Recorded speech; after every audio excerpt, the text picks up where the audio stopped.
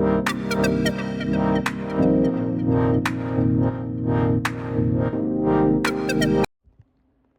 welcome back to the pharmacology session. Today we are wrapping up our deep dive into the fascinating world of pharmacokinetics.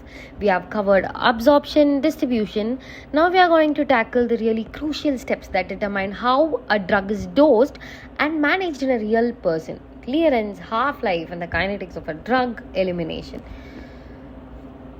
To understand how a drug is eliminated and maintained at a therapeutic level, let's use a simple analogy: a bathtub.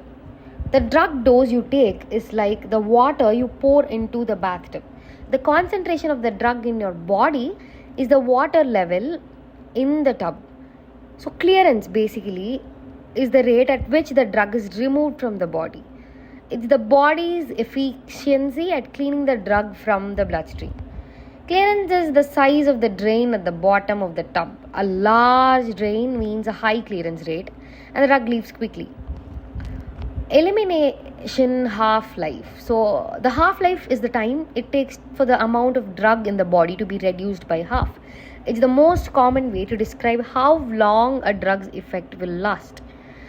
The half-life is the time it takes for the water level in the tub to drop by exactly half.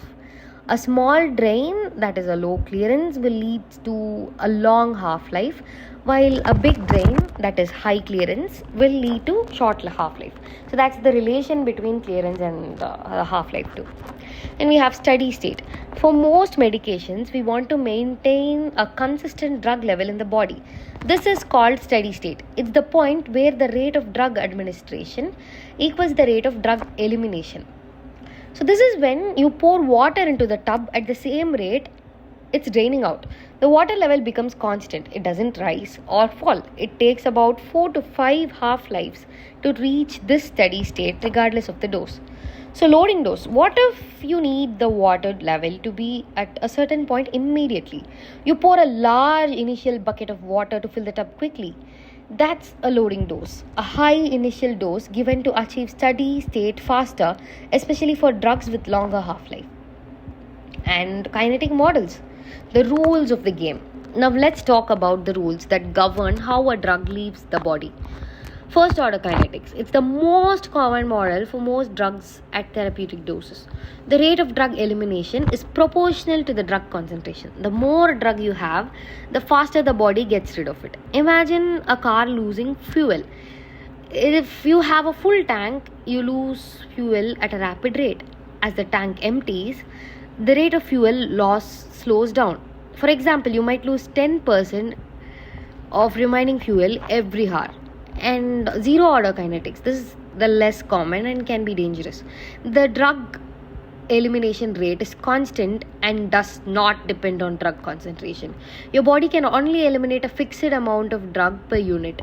A car losing fuel at a fixed rate, say 1 liter every hour, no matter how full is the tank. This happens with drugs like alcohol and at high doses of others where body's metabolic enzymes become saturated because the elimination rate cannot keep up. The drug concentration in the body can rise rapidly and unpredictably, leading to toxicity.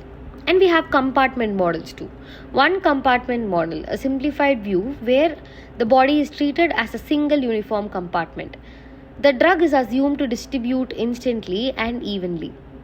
Then we have multi-compartment model, a more realistic view where the body is seen as different compartments, blood, fat, organs that drugs enter and leave at different rates.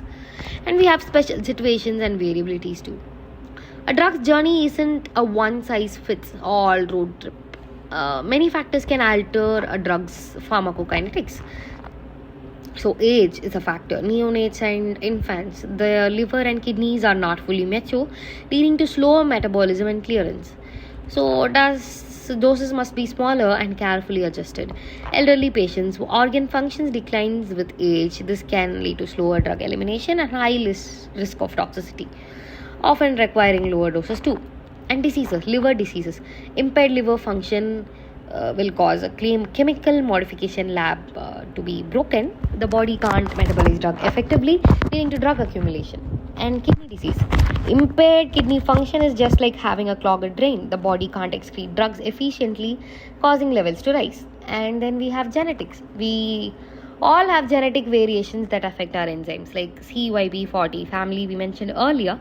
Some people are fast metabolizers, meaning they break down drugs very quickly, while others are slow. This is the key reason why some same doses of drug can have wildly different effects on two different people.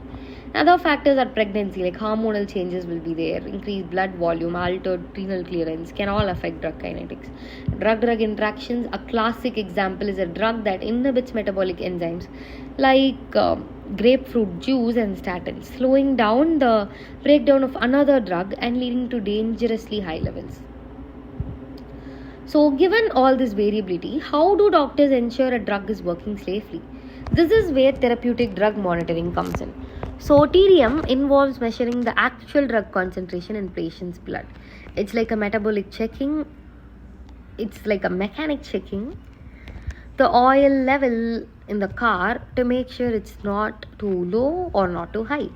TDM is critical for drugs with a narrow therapeutic index like warfarin or lithium or digoxin, where the effective dose is very close to the toxic dose. Regular blood tests allow clinicians to precisely adjust the dose to stay within the safe and effective range. And that's a wrap on the entire pharmacokinetics series. Thank you for joining me here in this incredible journey. And I hope these insights will help you and me to crack those exams. Bye bye.